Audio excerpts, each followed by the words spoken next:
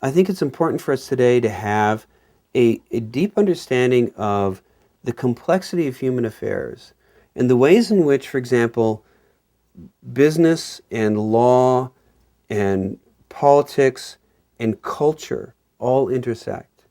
And in Vanderbilt's lifetime, for example, we see that the business world was very closely connected to changes in political values and changes in cultural values in America. That Vanderbilt's early life wasn't simply about a poor farm boy who was lifting himself up by his bootstraps.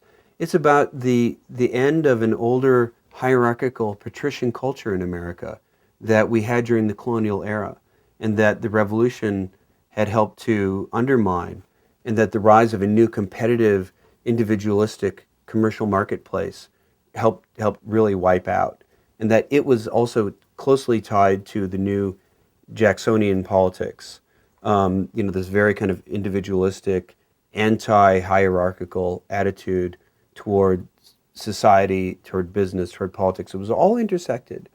And the ways in which, you know, early cultural and social and political attitudes continue on, and the thread continues even though it kind of twists around and shows up in odd places.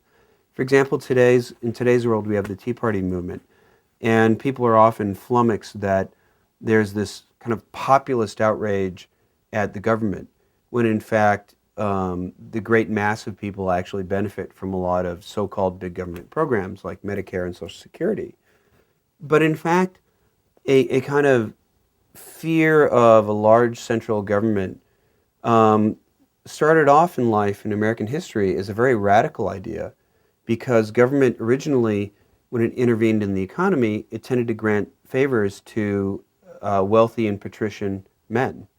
And so the radicals said, no, stop doing this.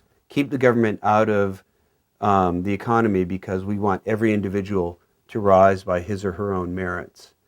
And once you had big business, you had the rise of big business, and that changed the playing field, and the political discussions started to change. Regulation became the radical view. And yet there was, in American culture, still this idea, this kind of gut instinct that originated in a very different world, very different America. But it doesn't mean that the idea dies, that the kind of attitude toward government dies.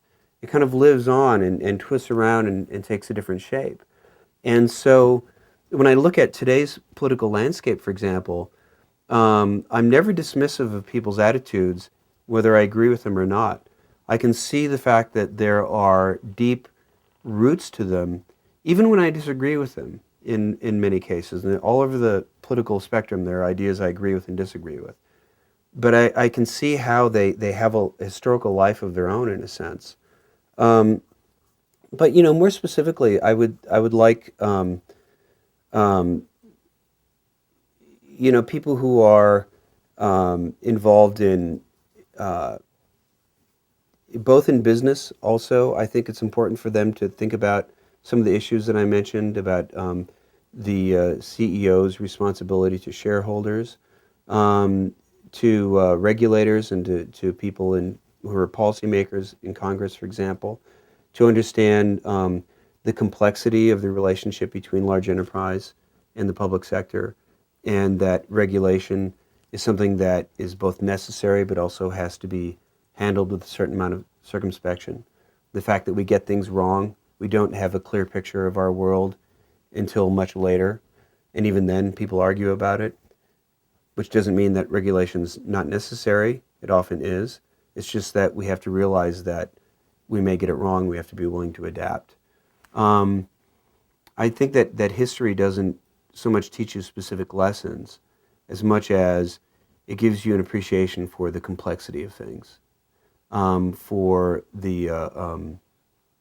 how difficult it is to get it right, even though we sometimes have to act before we know exactly what the right answer is.